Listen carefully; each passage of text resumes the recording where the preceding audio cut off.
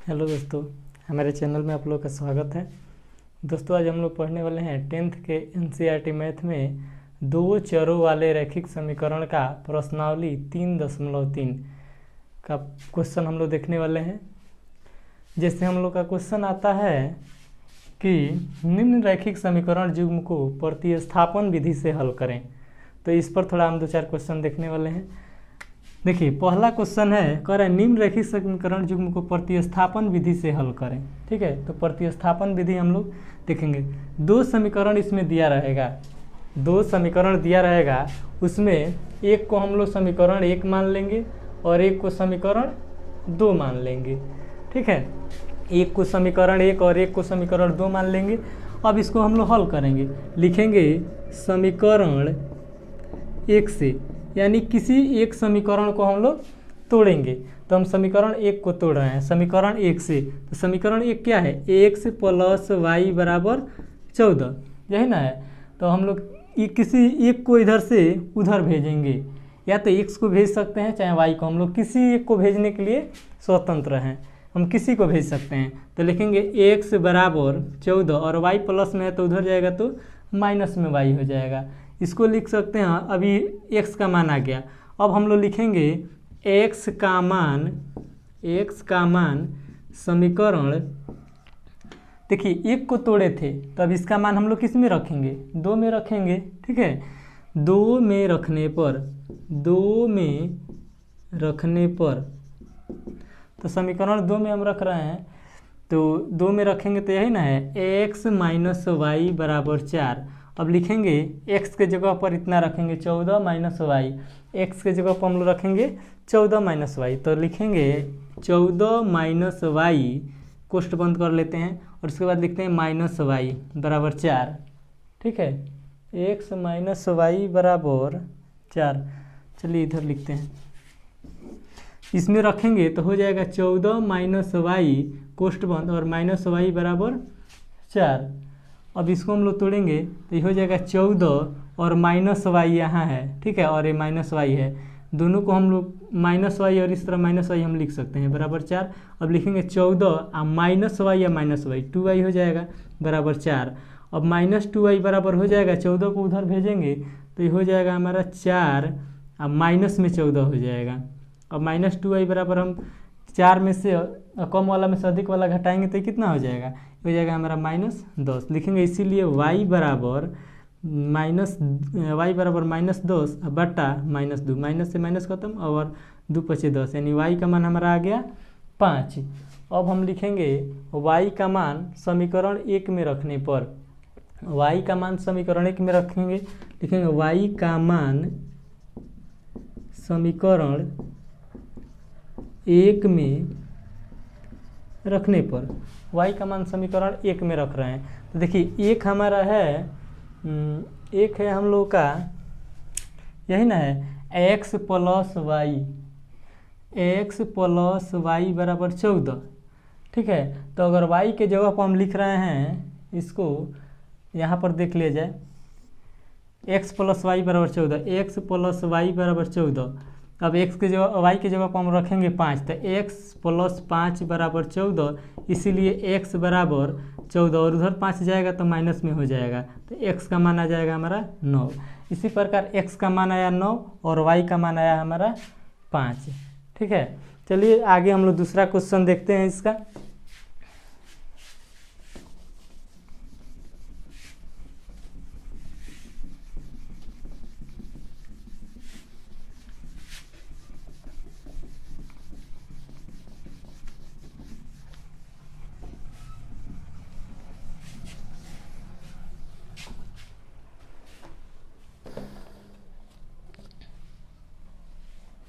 दूसरा क्वेश्चन है हम लोग का, दूसरा क्वेश्चन है s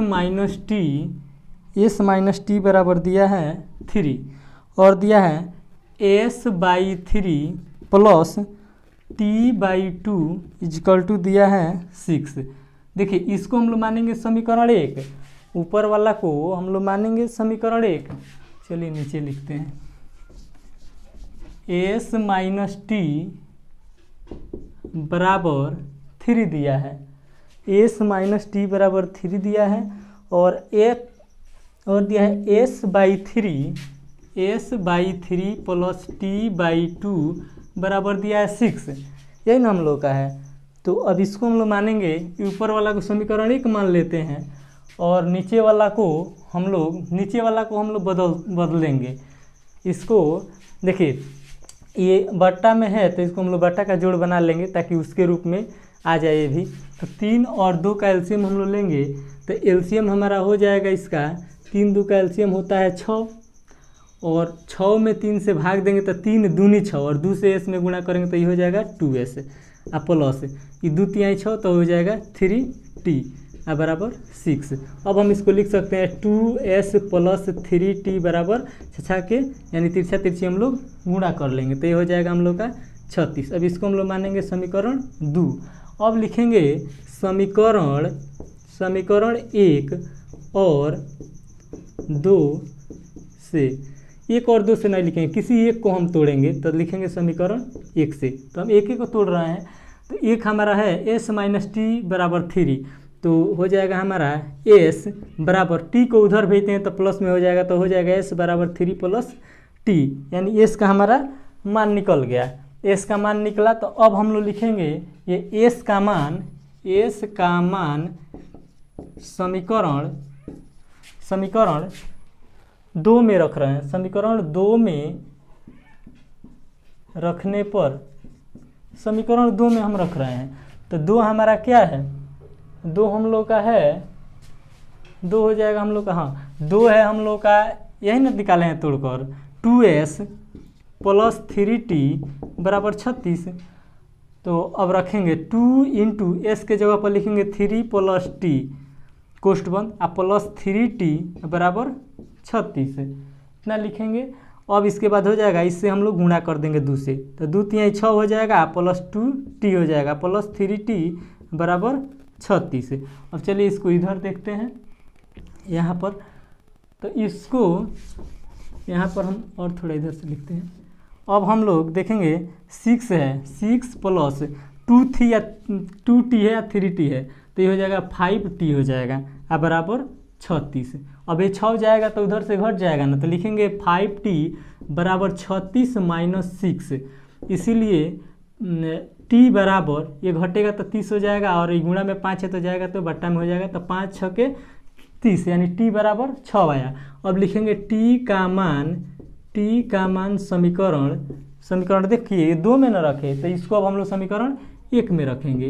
1 में रखने पर इसका मान समीकरण 1 में रखने पर तो ये क्या है, s माइनस टी बराबर 3 है तो हम लोग t का मान रखेंगे तो s माइनस टी के जगह 6 रखेंगे बराबर 3 लिखेंगे। इसीलिए s बराबर 3 आई 6 किस में है, माइनस में तो उधर जाएगा तो प्लस में हो जाएगा 6। इसीलिए s बराबर 6 3 9 तो t का मान हमारा कितना आया, t का मान आया 6 s का मान आया 9। पढ़ते हैं देखिए इसमें इसको हम लोग मानेंगे समीकरण 1 और इसको मानेंगे समीकरण 2, ठीक है।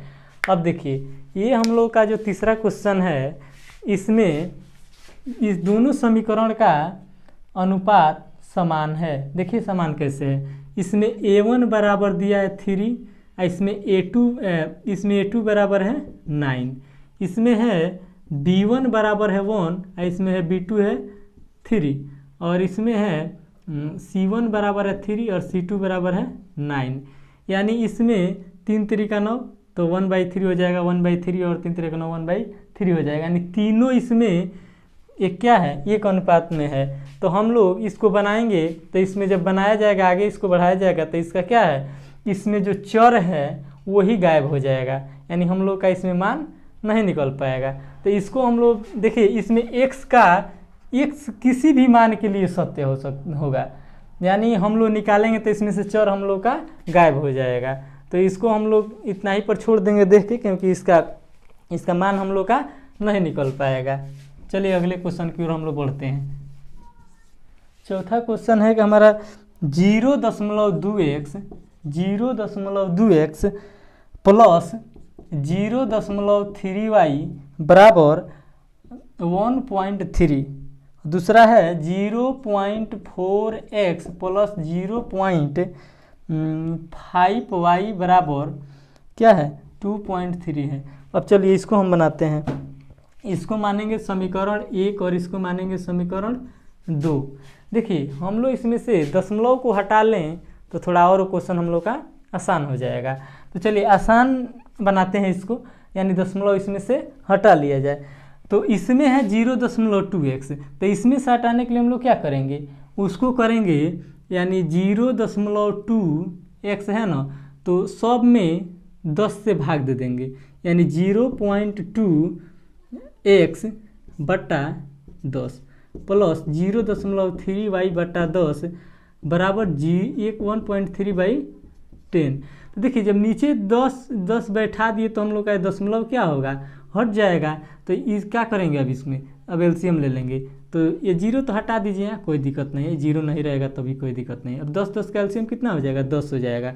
अब 10 में तो ये हो जाएगा 2x प्लस 3y बराबर 13/10। अब ये 10 से 10 हम लोग काट सकते हैं। समीकरण हमारा क्या आया, 2x प्लस 3y बराबर 13।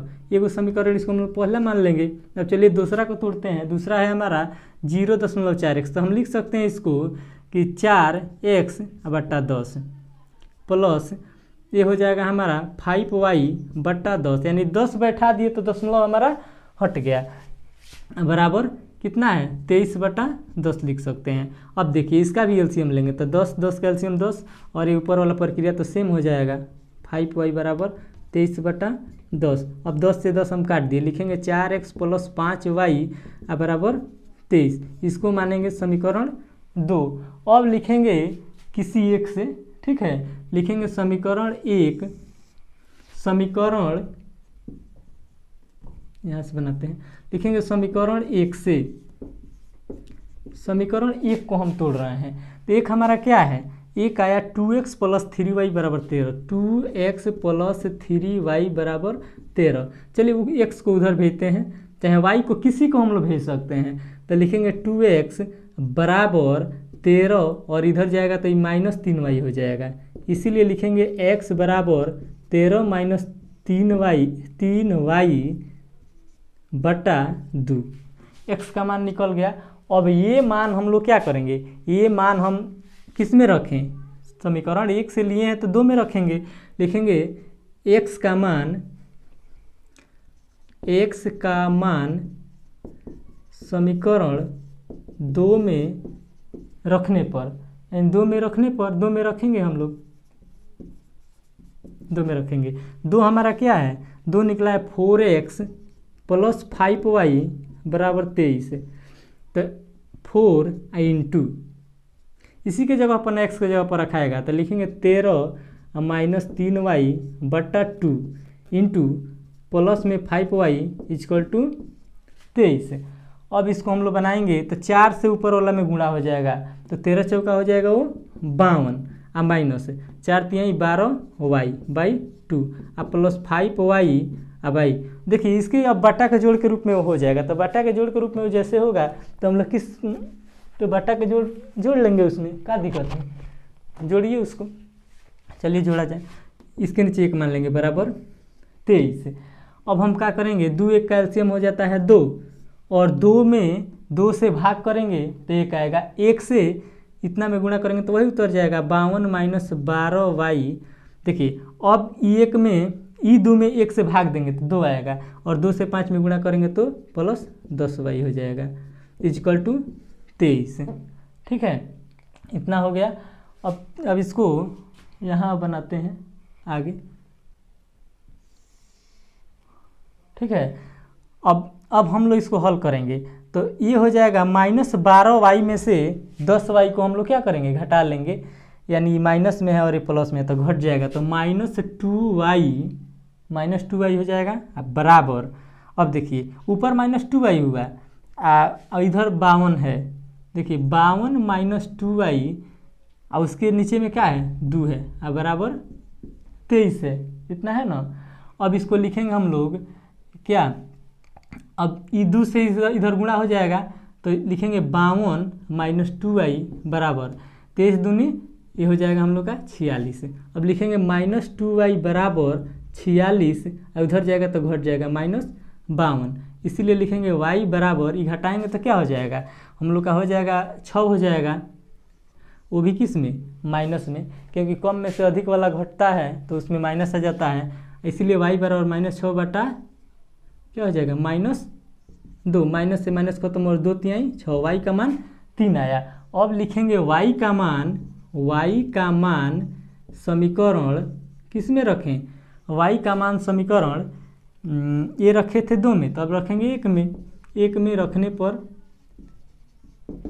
रखने पर अब देखिए एक हमारा है, एक है क्या, एक है हम लोग का 2x + 3y, 2x + 3y बराबर 13, तो एक y का मान आया 3, तो लिखेंगे 2x + 3 गुणे y की जगह 3 बराबर 13। अब ये हो जाएगा 2x + 3 3 का 9 बराबर 13। अब ये 9 जाकर उधर घट जाएगा, तो लिखेंगे 2x बराबर 13 - 9, तो घटेगा तो कितना हो जाएगा 4 हो जाएगा, इसीलिए हो जाएगा 2x बराबर 4, इसीलिए x बराबर 4/2, यानी कटाएंगे हम लोग तो इसका मान आ जाएगा 2। तो इस समीकरण निकाय का 2 हल होगा, एगो x बराबर 2 और x बराबर 2 और y बराबर 3 हो जाएगा। ठीक है, यही हम लोग का इसका मान निकला। ठीक है, आगे बढ़ते हैं, अगला क्वेश्चन हमारा है, चलिए आगे क्वेश्चन की ओर बढ़ा जाए।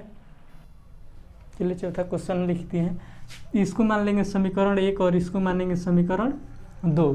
अब इसको हम लोग बनाएंगे, देखिए लिखेंगे समीकरण 1 से, समीकरण 1 से एक है √2x + √3y बराबर 0। अब इसको हम लोग तोड़ेंगे तो हो जाएगा √2x बराबर √3y, ये भी किस में, उधर जाएगा तो माइनस में हो जाएगा।